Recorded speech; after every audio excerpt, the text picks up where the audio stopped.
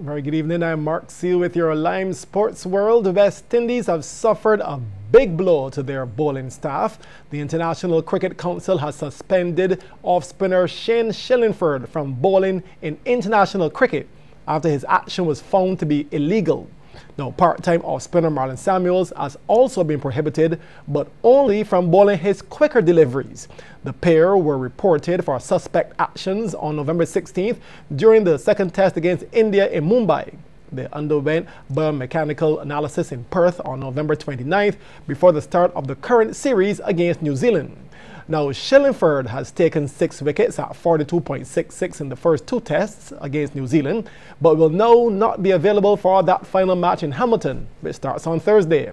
An independent biomechanical analysis had revealed that for both Shillingford's standard off-break delivery and his doosra, the amount of elbow extension in his bowling action exceeded the 15 degrees level of tolerance permitted under the ICC regulations. Shillingford will remain suspended until he submits a fresh analysis that proves this action has been corrected. The Dominican spinner had earlier been suspended from bowling in international cricket back in December 2010. That was a month after being reported for a suspect bowling action on the tour of Sri Lanka. He underwent remedial action on his bowling action, and he was cleared by the ICC in June 2011. Now, the analysis on Samuels' action revealed that the spinner's standard off-break delivery was legal, but the quicker delivery exceeded the prescribed levels of tolerance. If Samuels is reported for a suspect action in the next 2 years, the ICC will take note of it as a second report, and the player will have to undergo a biomechanical analysis. And if that analysis concludes that Samuels has an illegal action for any delivery, he will be banned from bowling in international cricket for a minimum period of 12 months. In football, the 2013 David Thompson Memorial Constituency Council's Football Classic title is in the hands of Christchurch West Central.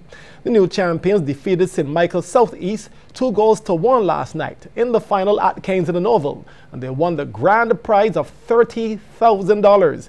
Now, before that, defending champions City of Bridgetown went down to St. George South 2-1 in the third-place playoff. Here is CBC's Anne-Marie Burke. The third-place playoff was an epic battle between defending champions City of Bridgetown and the St. George South team.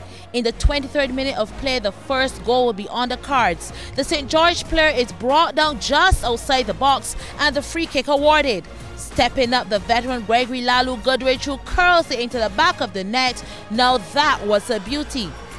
The 1-0 scoreline would remain at the end of the first half before the game will be locked up at 1-1. Again, another hard tackle brings a player down, this time for the City. Taking the free kick, Carl Joseph, and he was right on target. 3 minutes later, St. George would respond, the keeper way off his line. The defense scrambles, but Shaquille Bell slides it in, St. George up 2-1. The City wasn't going to let it just rest though, and in the 66th, Rohan Hewitt went on the break. He walked through the defense and the sliding kick tips the side post and into the net. 2-2 at the end of regular and extra time. So into the penalties. City up first and scores. St. George South on target. The City into the net. St. George right there too.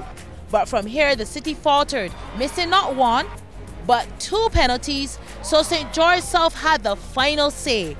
4-2 winners on penalties. The defending champion City of Bridgetown would have to take 4th this year. And now to the big one. Christchurch East Central and St. Michael's South East. Up for grabs, $30,000. Wasting no time to get the ball rolling, the Christchurch side piled on the pressure, and in the 11th minute of play, Jamal Chandler collected the cross and beat the keeper and the defender, who arguably could be touted as assisting the ball over the line, and Kensington erupted. It will be 1-0 into the half. And St. Michael, knowing what was at stake, came up with guns blazing, but the Christchurch custodian was very much on his game. Another opportunity was presented on a platter for the St. Michael's side when the keeper, in trying to take control of the ball, brought down Mario Hart in the box. It gained him the unwanted yellow card and St. Michael's South East a penalty. But redemption was his as he saved the kick to the delight of his teammates. He won't be so lucky a minute later though, as yet another penalty would be awarded as the game started to get intense in the final 5 minutes. Stepping up to take the converting duties was a big man Mario Hart, and the powerful right foot seldom fails. Scores tied 1-1, St. Michael Southeast back in the game. But on the brink of time, the 89th minute, Rico Baptiste got the winner. Here's a look at the $30,000 shot again, just off the left side post. Christchurch East Central, the 2013 David Thompson Memorial Football Classic champions. Anne-Marie Burke, CBC Sports.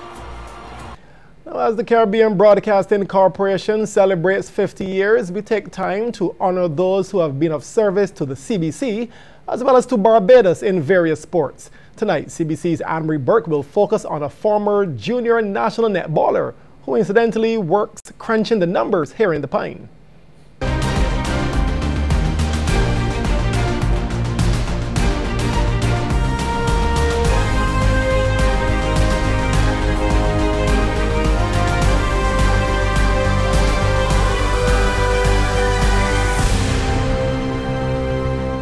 As the CBC celebrates its 50th anniversary, the sports department pays tribute to former and present workers who are national athletes. In the accounts department sits Zalma Daisley, an employee of the corporation for the past 18 years. I bet you didn't know that she was a national junior netballer. I went into national duty when I was at secondary school. And it was 17, I got called for the schoolgirls team. There was a team from England and we had just finished playing in the school's netball league. And when I got back to school the next day, the games teacher at the time came and said to me that I had been called to trials, and I was like, oh. The schoolgirls team wasn't like rigorous. What they did is like those players that were strong in their areas they called, and we just put on a uniform. I don't even think it was like a national uniform. I think we wore like a blue bottom and a yellow t-shirt, and we just played against a team that was from England, and that was it. I'm not sure if we won that game, honestly. In 1993, 92, the under-23 team, we toured Canada. That was a good tour. It was a good tour, and one regret that I have with that tour is that group of players are not together today. That was one of the best under-23 teams that, if I am wrong, I can be corrected, but we got a lot of support, that under-23 team. Selma has since packed away her bibs and can be seen hard at work in the corporation. Reminiscing, she reveals her most memorable moment. Actually, is captaining the Barbados national junior team in 1993. Here's her toast to the corporation on the achievement of 50 years. I am happy that I can be a part of the 50 years here working at CBC with them, and I hope that they grow to be 50 years more. Zalma Daisley, a true CBC staffer and a former national netballer for our country and the corporation.